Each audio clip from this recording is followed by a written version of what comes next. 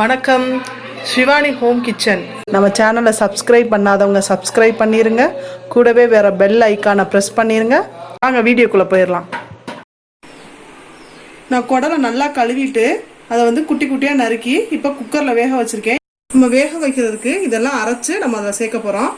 இஞ்சி கொஞ்சம், வெள்ளைப்பூடு கொஞ்சம், கொஞ்சம் மஞ்சள் தூள், சீரகம், சோம்பு இது எல்லாத்தையும் நல்லா நைஸாக அரைச்சி அதில் சேர்த்து வேக வச்சுக்கலாம். இப்போ நான் குக்கரில் வேக போட்டிருக்கேன். இப்போ இதில் அரைச்சி வச்சதை சேர்த்துக்கலாம். அரைச்சி வச்சிருக்க பேஸ்டோட கொஞ்சமா உப்பு சேர்த்துக்கலாம். இதோட நல்லா கலந்து விட்டுட்டு இப்போ நமக்கு ஒரு 5 விசில் நல்லா வரட்டும். மீடியம் ஃப்ளேம்ல வச்சு 5 விசில் வந்ததுக்கு அப்புறம் பார்ப்போம். இப்போ நான் குக்கரை திறந்துடுறேன். 5 விசில் வந்ததுக்கு அப்புறம் பாருங்க, நல்லா வெந்துருச்சு. இப்போ நம்ம இதை எடுத்து கிரேவி ரெடி பண்ணிடலாம்.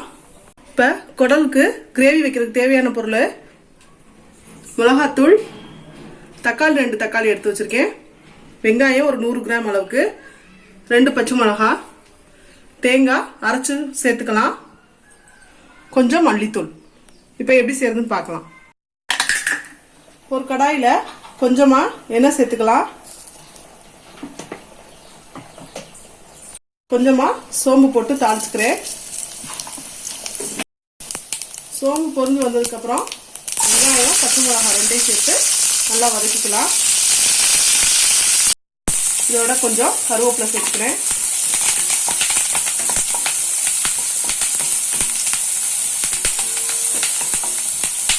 வெங்காயம் நல்லா வதங்கினதுக்கு அப்புறம் தக்காளி சேர்த்துக்கலாம். தக்காளியோட கொஞ்சம் உப்பு சேர்த்துக்கிறேன்.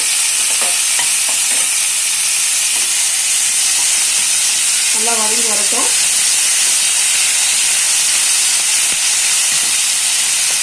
நல்லா தக்காளி மசிஞ்சு வந்துருச்சு. இப்போ நம்ம வேக வச்சிருக்க குடலை இதோட சேர்த்துக்கலாம். ஓகே, அப்படியே அந்த தண்ணியோட சேர்த்தே ஊற்றிடுங்க. குடல் ரொம்ப நல்லது, வயிற்று புண்ணெல்லாம் ஆற்றும். சேர்த்து அப்படியே ஊற்றிருப்பேன்.